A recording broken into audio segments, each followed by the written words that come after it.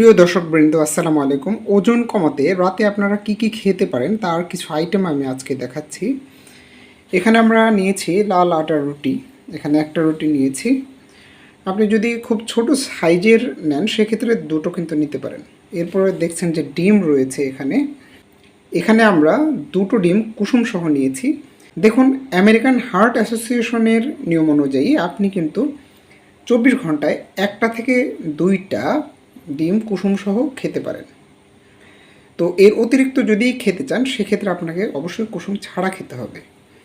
আর এখানে দেখছেন যে আমরা নিয়েছি ঢ্যাঁড়স সিদ্ধ।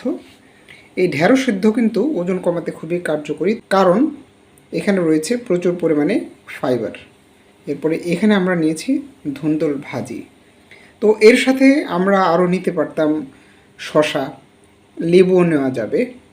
আর আমি সবসময় বলি, লেবু যদি আপনি ওজন কমাতে ব্যবহার করতে চান সেক্ষেত্রে অবশ্যই লেবুটা আপনি ছাল সহ বা খোসা সহ চিবিয়ে খাবেন। তো আজকের মতো এই পর্যন্তই। ধন্যবাদ।